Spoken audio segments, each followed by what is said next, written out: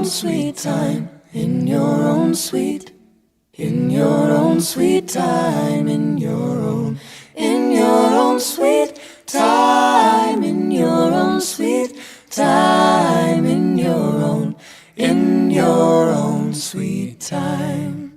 Tere hommikut, kätte on jõudnud 24. detsember, häid pühi teile kõigile, ma tean küll, et te näete paar päeva hiljem seda videot, aga ma usun, et on ikkagi veel viisakas öelda häid pühi, et te olete kõik veel zen moodis ja seedite kogu seda toitu ja naudite kõiki oma kinke.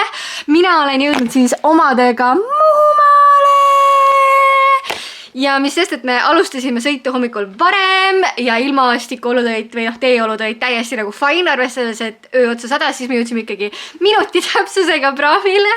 Aga siin on nii ilus, lund küll ei ole nii palju nagu Tallinnas, aga sellegi poolest siuke tumesinised pilved ja päike kiirgab sealt vahelt ja ikkagi, kui sa vaatad, siis kadakate peal on siuke kerge lumine kirme. Ja meil on siis terve pere juba kohal siin Muhumaal ja ma otsustasin, et kuna mu õde ja vend ja nende kaaslased ei ole sotsiaalmeedias aktiivsed, siis ei oleks väga viisakas minust neid täna filmida, nii et te näete väga väikseid jupikesi tänasest päevast, aga ma usun, et ei ole hullu, sest õhtul me hakkame nagu nii koos vision boardi tegema, aga kõige esimese asjana, kuna me oleme maale jõudnud, siis meil on vaja talle külge panna tracker, sest kui ta näeb rebast või jänest või mida iganes muud, siis ta on full on läinud. Ta muidu on suhteliselt memmekas, ehk ta püsib mul kuskil paari meetri läheduses, kus iganes ma ka ei oleks, aga siin ta on metsik loom, ma ütlen, nii et otsime kuskilt üles AirTagikese, see on nagu lifesaver, siis kui ma reisisin ka, siis ma panin oma kohvrisse selle ja ma nägin reaalselt kogu aeg, kus mu kohver on, nii et isegi kui nad oleksid selle ära kaotanud, siis ma oleks teadnud täpselt, kus see on. Nii et nüüd paneme selle lillule külge. Ma peaksin ostma selle koerte nii-öelda rihma, mille külge see käib, aga ma veel ei ole jõudnud selleni, nii et paneme hetkel niimoodi.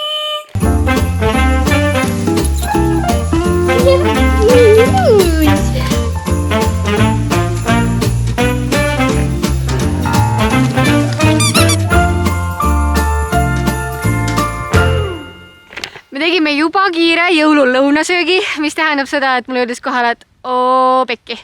Täna me sööme väga palju, nii et meil on vaja sammud täis saada. Nii me tulime Lilluga siis Üügu panka. Kus sa oled? Kus sa oled? Kus sa oled? Printsess, kus sa oled? Ja lännud ongi, pärast saame trackida, kus on. Okei, seal. Ja mõtlesin, et kui me juba siin jalutame, siis mega ilus on, nii et võiks proovida lennata ka natukene. Mul väga palju akut ei ole. See on mu esimene rookie mistake nagu kogu selle vlogmassi jooksul. Ma olen alati suutnud ilusasti akut täis laadida.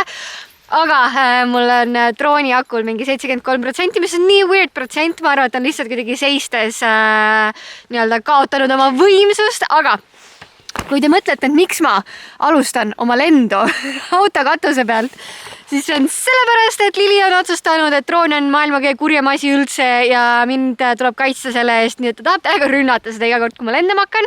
Ja ma mõtlesin, et ma alustan lendu siis natukene kõrgemalt.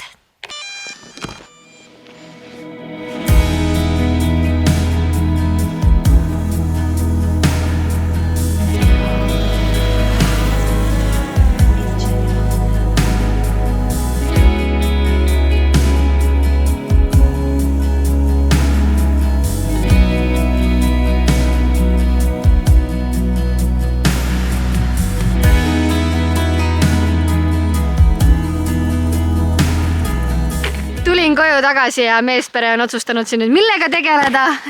No nii, me teeme laskeharjutusi. Laskeharjutusi. Kaua sõjaväest möödas on? Oi, 73. Mis ta siis teeb? Hakkab saama 50. No vaatame, kas käsi on soojas. Teeme võistluse, kumb saab rohkem täppi ja arvestades, et mina lasin viimati 12. klassis.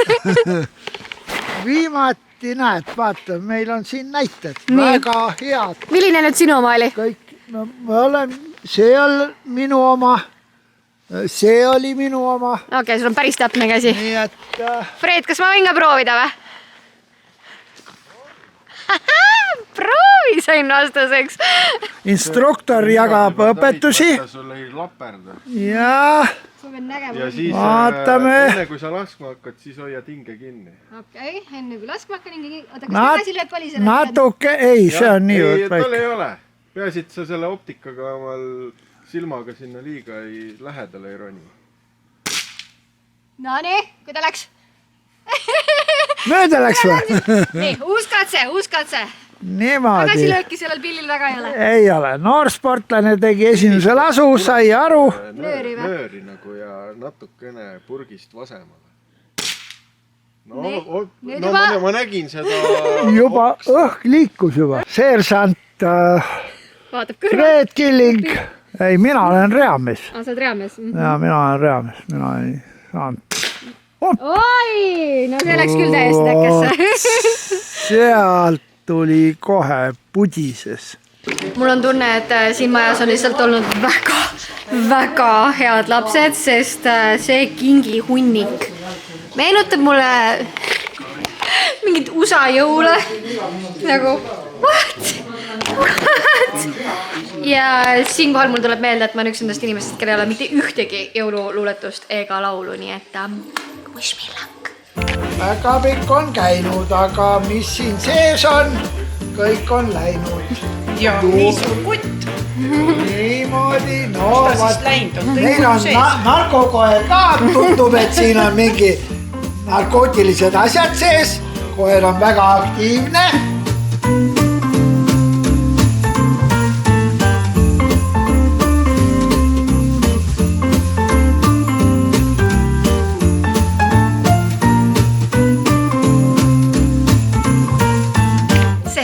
On käes. Me pakime kokku Vlogmassi kõige viimase osa.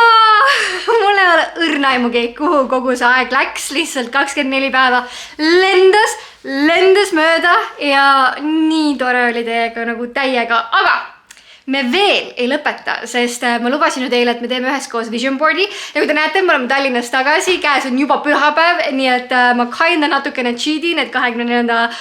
detsembri materjali otsa panen siis 26. natukene. Aga me teeme koos vision boardi veel ära siia Vlogmassi lõppu ja enne kui me seda teeme, siis ma mõtlesin, et ma näitan teile, mida jõuluvana mulle tõi. Nii, kõige esimese asjana. Jõuluvana tunneb mind väga hästi. Ma olen üks nendest inimestest, kes läheb ääretult stressi, kui mu ümber on liiga palju asju. Nii et mulle väga ei meeldi asjad, ma eelistan alati kogemusi või elamusi selle üle. Nii et jõuluvana tõi mulle siis reisifondi natukene kapitali juurde. Nii et ma arvan, et uus aasta saab olema mega äge. Mul on kindlasti plaanis kõvasti rohkem reisida kui sellel aastal. Nii et siis lisaks tõi jõuluvana tegelikult terve hunniku küünlaid. Küünlad on küll siuke asi, mis mul reaalselt kogu aeg kulub, sest ma kogu aeg armastan istuda küünlavalges. Me 3 tükki juba panime töösse jõululaual, sellepärast sobisid nii hästi sinna, rohelise, hõbeda ja valge. Ja siis sinise ma ütlesin, et ma toon koju. See lõhnab lihtsalt nii hästi. Nii et küünlad, väga praktiline hea kingitus alati minu puhul. Siis tõi jõuluvana mulle veini.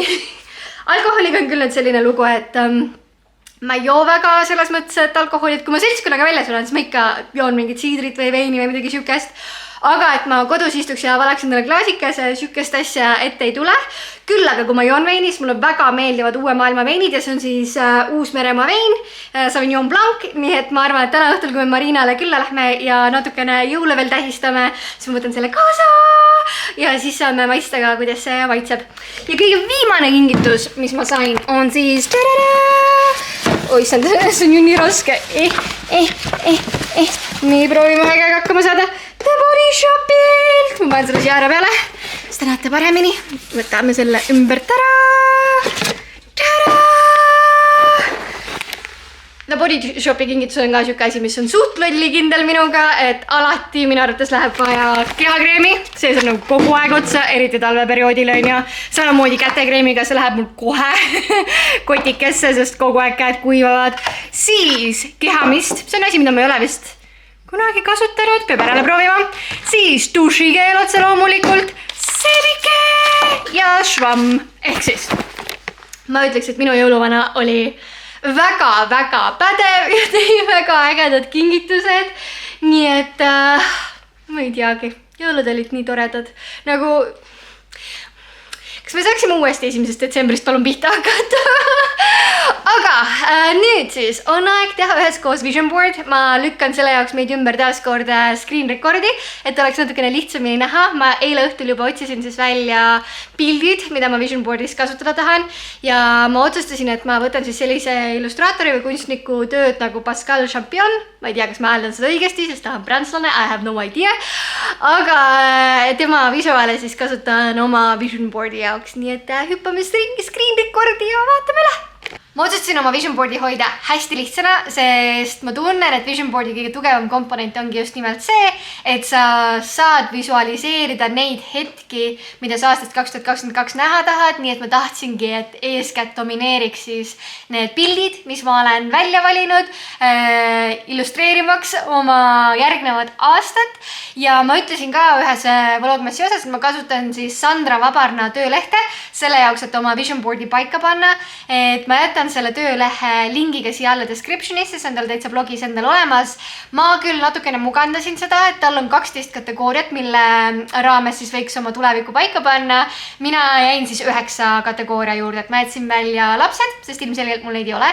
Ma jätsin välja lähedaste kategooria, sest mul ei ole üldjoontes sükseid nagu lähedasi inimesi, keda ma ei kvalifitseeriks endal sõpruskonna alla ja sõbrad on siin täitsa eraldi kategooriani olemas, kuna ma olen see inimene, kellel meeldib pigem hoida enda ümber vähem inimesi, aga väga häid inimesi, et siis ma arvan, et piisab täiesti sellest sõpruskonna kategooriast ja ma otsustasin panna ka kodu ja majanduslik olukord ühte kategooriasse kokku, sest minu jaoks aastal 2022 nad kindlasti on omavahel väga tugevas korrelatsioonis. Nii et minu vision boardist te näete siin siis 9 kategooriat ja hakkame otsast pihta. Kõige esimene neist on siis füüsiline tervis, et mida ma siis tahan aastal 2022 oma füüsilise tervise heaks teha ja kuna järgneval aastal loodetavasti teises aasta pooles ootab mind ees üks väga äge projekt üheskoos Sportlandiga, mis eeldab seda, et ma oleksin võimeline väga palju kõndima, siis aasta 2022 kindlasti kujutab minu jaoks seda, et ma matkan hästi palju. Matkan nii metsades rohkem, kui ka kõnnin siis igapäevaselt rohkem, et kui me siin detsembri raames rääkisime sellest, et vähemalt 10 000 sammu võiks ära tulla, siis järgmisel aastal võiks number igapäevaselt olla seal 20-25 000 vahel. Selle jaoks, et mu liigesed oleksid harjunud pikki distantse käima, nii et siin on siis üks pilt, kus metsa vahel neiuke on oma kutsuga kergelt nii-öelda sörk jookseb. Järgmine kategooria on meil siis vaimne tervis ja siin te näete siis neiut viskamas õhku paberilehti, kuhu on midagi kirjutatud ja see siis minu jaoks esitab seda väljakutset, et ma järgneval aastal tahan kohe kindlasti päevikupidamist uuesti proovida, et ma olen seda teinud siis, kui ma olin teismeline väga agaralt, see oli üks mu lemmikuid asju, mida teha üldse, et öösel hiilisin kodust välja, läksin jõe äärde, võtsin oma märkmiku kaasa kuu valguses ja jõel väikeste lainete saatel siis kirjutasin enda arvates väga ilusaid tekste oma elust ja oma just oma hingeelust põhimõtteliselt. Nii et ma tahaksin siis avastada enda jaoks uuesti selle kirjutamise, et see kirjutamine oleks võimalikult aus ja vahetu, et ma siin 3-4 kuud tagasi tegin ka journalingi ja ma tegin seda millegipärast nii-öelda kolmandas isikus, et mul oli väga raske enda perspektiivist neid asju kirjutada ja ma nüüd siis tahakski järgnev aasta, et see oleks hästi aus, ilma filtriteta hästi vahetu kirjutamine ja ma natukene teen seda ka tagamõttega, et ma tahaks enda jaoks uuesti avastada kirjutamise kui sellise, et kunagi ammu ma isegi unistasin sellest, et et tahaks kirjutada ühe novelli kunagi, mis isegi on kuskil seal sahtlis olemas, ma arvan, mingi 150 lehte on olemas, et ma tahaks uuesti selle kirjutamisarmastuse endas avastada. Nii et see on siis vaimse tervise poole pealt minu põhiline prioriteet, et hakata siis asju kirja panema ja selle eesmärgiga just, et ma saaksin neist ka lahti lasta. Et sellepärast need paberid siin kõik lendavad, et täpselt sama unistus on siis mul. Siis kolmas kategooria on kaaslane ja see on nüüd see kategooria, mis on hästi populaarne küsimus ikkagi kommentaariumis. Ja minu eesmärk siis järgnevaks aastaks on olla emotsionaalselt seal maal, et ma tunneksin, et ma tahaksin uuesti hakata kohtingutel käima.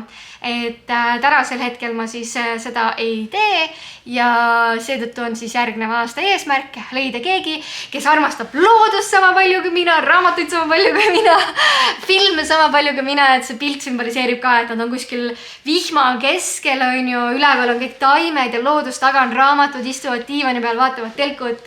Ehk et leida enda kõrvale tõepoolest selline inimene, kes siis armastab sarnaseid asju ja et me saaksime temaga koos neid asju ka teha.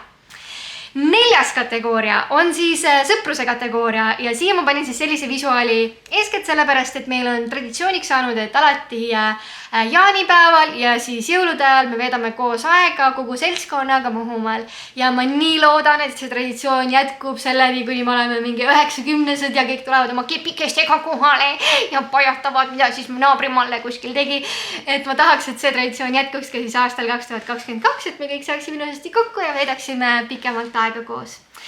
Siis järgmine kategooria ongi siis nii-öelda majanduslik olukord või /kodu, mille ma siis panin ühe kategooria alla ja siin on siis näha nii-öelda minu unistus, mis on see, et ma tahaksin nüüd järgneval aastal panna piisavalt eelarvet kõrvale, et osta endale kuhugile mereäärde maatükikene, et sinna mingil hetkel panna siis tiny house või ehitada tiny house.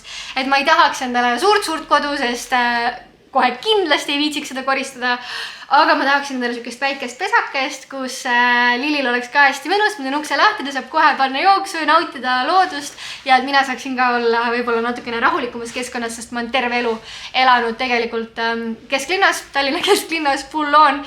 Nii et oleks tore, kui tekiks selline kodukene ja selle jaoks on siis vaja hakata säästma, mis saab olema huvitav, sest ma olen see inimene, kes on terve elu olnud mentaliteeriga, et kui raha on juurde vaja, siis raha tuleb juurde teha. Ehk siis natukene rohkem lihtsalt tööd teha. Aga ma arvan, et eeskätt selle eesmärgini jõudmine eeldab just nimelt seda, et ma saan siis oma kulud natukene paremini kontrolli alla. Nii et saab olema põnev väljakutse. Järgmine kategooria on meil siis tööalane ja siin te näete siis meesterahvast istumas looduse keskel kirjutamas või maailmas midagi. Ja see minu jaoks sümboliseerib siis seda, et ma tahaksin, et järgneval aastal ma kindlasti võtaksin aega nii-öelda oma loovale poolele ja inspiratsiooni ammutamisele enda keskkonnast ümbritsevalt. Et ma tahaksin, et see armastus, mis mul oma töö vastu on, et see ainult võimenduks ja kasvaks. Et praegu, eriti siin aasta lõpus oli see, et ma olin nagu orav rattas, et ma lihtsalt tegin. Väga palju ei olnud aega, et mõelda või kuidagi inspireeruda asjadest, et ma tahaksin, et järgneval aastal võtta pigem rohkem suuri projekte ja panna sinna veel rohkem seda loomingulisust, kui et hästi palju pisikesi projekte. Siis järgmine kategooria on heategevus ja mul on nii hea meel, et Sandra selle kategooria siia on pannud ja mina siis ilmtingimata kindlasti näete siin, et on tütar laps arvutiga istumas ja kassi vaatamas, et mina kindlasti siis tahaksin Varjupaikade MTÜ tegevusse järgneval aastal rohkem panustada ja ma olen siiamaani nii-öelda eemal hoidnud sellest, et sotsiaalmeedia osas seal kaasa lüüa, aga ma arvan, et ma tahaksin ikkagi mingid seeriaformaadid seal käima tõmmata või pakkuda vähemalt välja Annile, et äkki me hakkaksime ikkagi tegema nende Instagramis siis ka selliseid põnevaid takeover päevakesi, et võite siis Tallinna Loomade Varjupaigal Instagramis silma peal hoida, et loodetavasti järgmisel aastal siis ma saan seal natukene rohkem neid aidata. Siis 8. kategooria on meil uued kogemused ja siia alla ma tükk aega mõtlesin, mida ma üldse panna tahaksin, et ma olen üldjoontes selline inimene, kes kogemuste mõttes ma olen alati avatud, et davai, lähme teeme, proovime. Küll aga ma olen see, kes mõtleb väga teadlikult kõik asjad läbi, analüüsib kõik riskid, kõik negatiivsed aspektid, positiivsed aspektid, ehk siis ma olen hästi ratsionaalne oma otsuste tegemises terve elu olnud ja nüüd aastal 2022 ma tahaksin natukene rohkem usaldada oma sisetunnet, ma tahaksin rohkem minna nii-öelda hüpata teadmatusse, vähem analüüsida asju läbi ja lihtsalt minna sinna, kuhu mu sisemine mina tunneb, et on õige, ehk siis hüpata lihtsalt teadmatusse, et see on kindlasti asi, mida ma tahaksin siis nii-öelda uue kogemusena järgneval aastal kirja panna.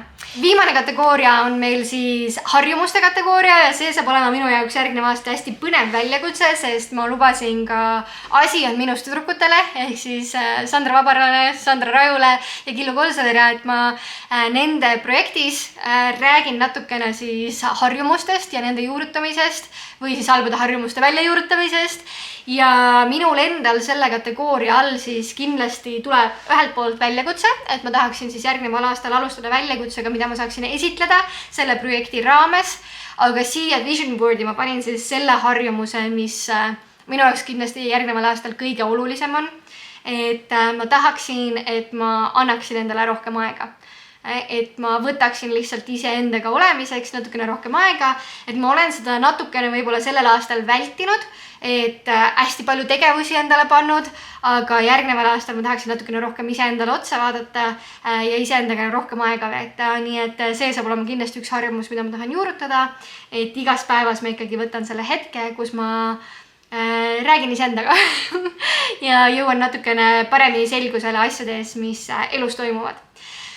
Nüüd, see on siis minu vision board aastaks 2022. Ma loodan, et teil oli põnev seda minuga koos vaadata.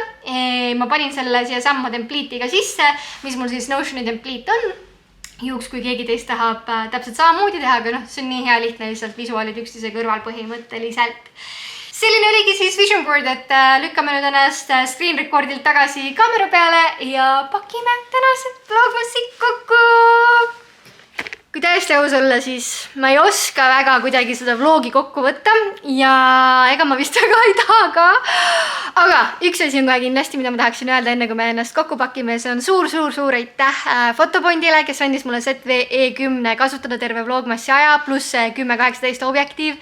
See oli full on lust täiesti selle kaameraga vlogida, et nii kerge, kõikides rasketes oludes sai hakkama suurepärane kaasaneja tööriist siis vlogimise kontekstis ja see 10-18 objektiiv tuleb kohe kindlasti minu arsenali ja kui ma peaksin nüüd järgneval aastal mõtlema, et ma oma reiside ajal ikkagi mõned vlogid teen, sest see on niisugune sisu, mida ma tahaksin endale tuleviku mina jaoks salvestada, siis see vlogikaamera saab ka kindlasti olema osa minu tehnika varustusest.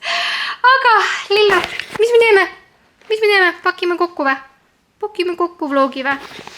Aitäh kõigile teile, kes te olite minuga terve selle vlogmassi ja kirjutasite nii armsaid kommentaare ja ikkagi laikisite aeg-ajalt videosid, et see on nii armas ja nii tore oli teiega koos.